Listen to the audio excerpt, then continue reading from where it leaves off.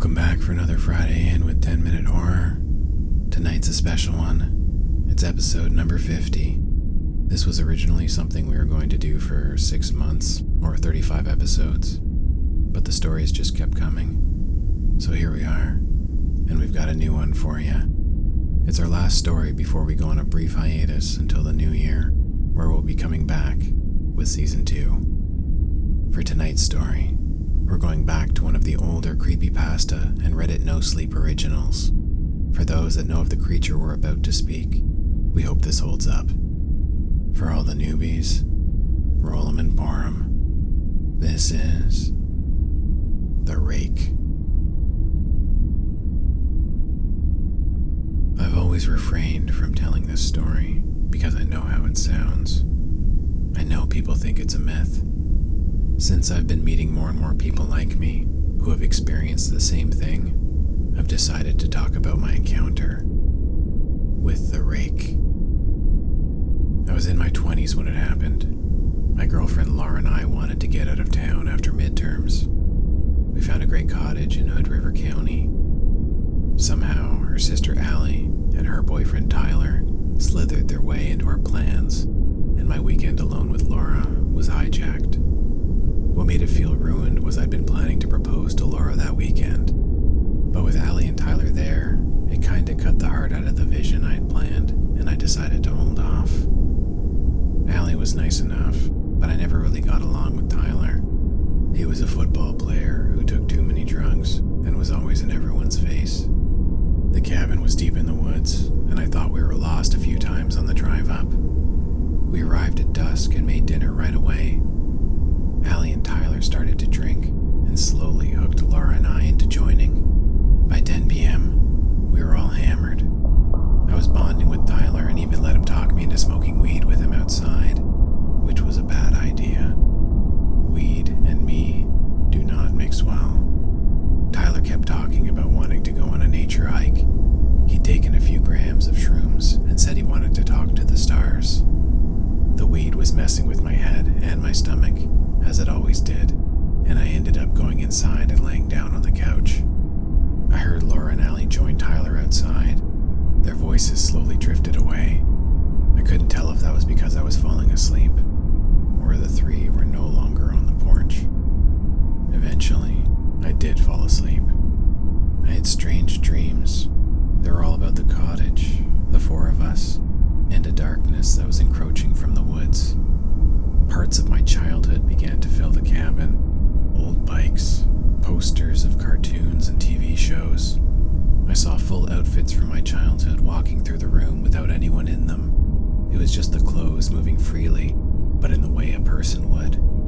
An eerie sound took over my dreams. It was coming from outside, and it was getting closer.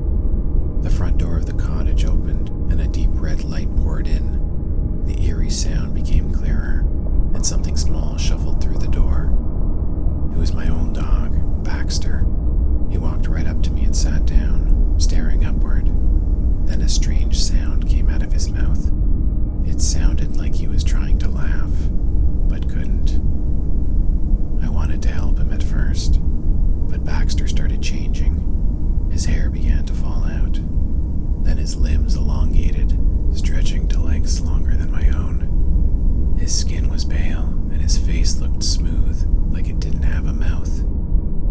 But it did, because when it finished changing and laid its eyes back on me, a slit opened up on its face that revealed jagged teeth from a previously hidden jaw that unhinged and opened up.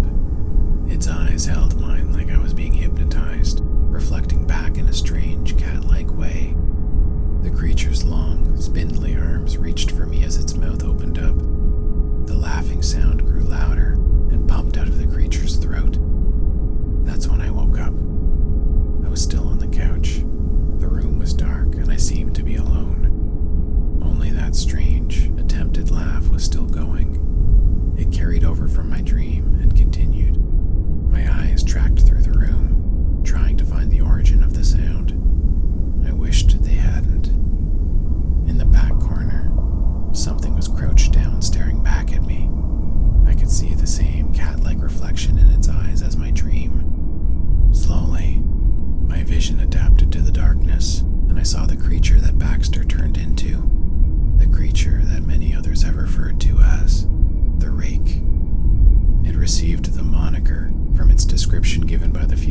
survivors who have encountered the rake and lived to talk about it. Its appearance was described as hairless and human-like, with limbs long and thin, and a mouth and teeth resembling that of a rusty rake. The rake was sitting cross-legged on the floor, making that disturbing, almost laughing sound. It reminded me of a child who was trying to play with an advanced toy. Then I noticed what the rake was holding. A bloody football. Tyler's. The rake was rubbing it between its hands, tossing it in the air and catching it and playing with it like a child would. It was strange and terrifying to watch such a frightening creature with a toddler-like demeanor. Then the rake put the football on the ground and rolled it towards me. It wobbled its way across the floor before coming to a stop at the foot of the couch. I couldn't move. I was frozen stiff on the couch. The rake looked like it was waiting for me and grew increasingly annoyed that I wasn't playing. It stood up and ambled towards me. It lowered its frightening claw down, and I thought it was going to wrap around my face. But it picked up the football instead. The rake shuffled back to the corner and sat back down in its place. It laid the football on the ground again and rolled it over to me. The bloody football sat in front of me, and I still didn't want to move. A growl emitted from the rake. I didn't want to upset it any further, so I reached down, picked up the football, and rolled it back to the creature. The rake bounced on the spot excitedly. Its attempted laughter got heavier, more strained and forced. The rake picked up the ball joyously and rolled the ball back.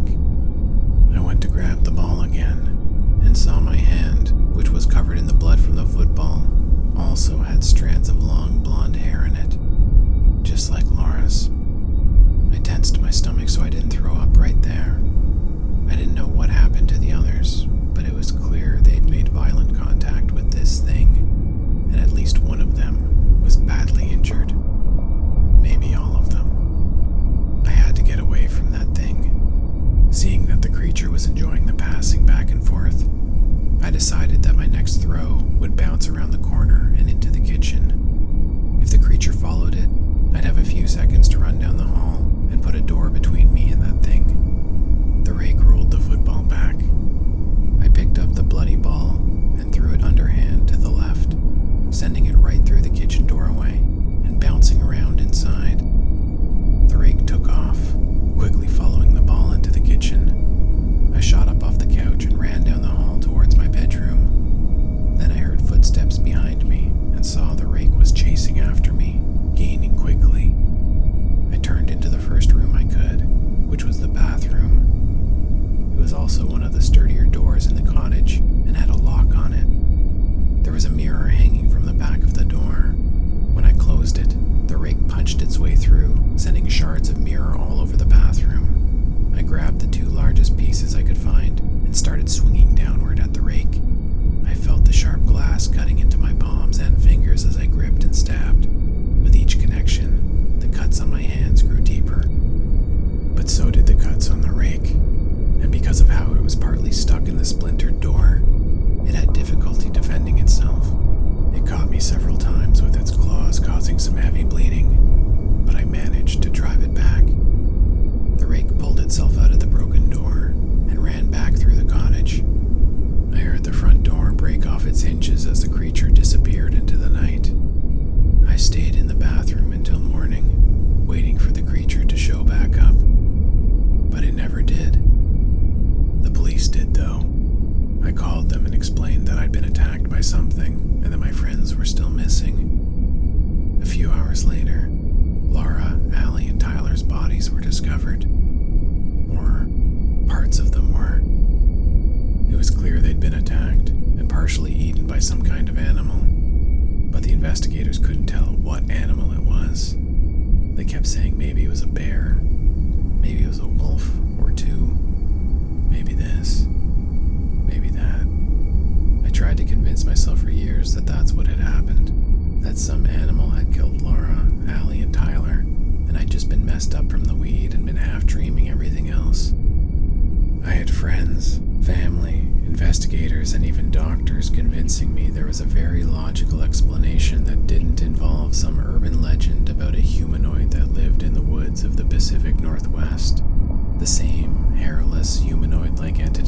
conspiracy theorists claimed haunted the woods where Laura and the others were killed, sometimes acting like a playful child, other times acting like a rabid, carnivorous beast.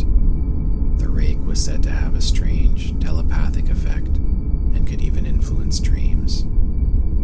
It was also said to leave very few survivors. The survivors that are still alive today, I've met. We share near identical stories, but that can only take you so far after all the therapy and reprogramming.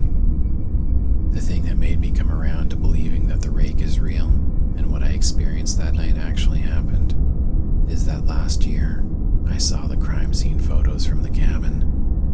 Amongst them were photos from the living room where I'd been sleeping and woken up to the creature. In the photos, it was clear that there were 2 lines of blood smears on the ground. One was from me rolling the football to the far corner of the room, and the other trail was from something rolling it back to me. And that concludes Season 1 of 10 Minute Horror. Thank you all so much for tuning in when you can, liking and commenting and supporting however you do. It was a blast to make this season, and we're pumped to bring some crazy shit your way in January. In the meantime, head over to the Dark Dimension channel on YouTube. We've collaborated with them in the past to bring one of our favorite stories, the Tartarus Archives, to life with individual clips released online. If you've seen the Dark Dimension channel, you know they create stunning visuals of creepypastas and no sleeps. I'll be working with them on some very cool projects coming up, so make sure to tune in. For now, thanks again, and keep rolling and boring, my friends. Stay safe.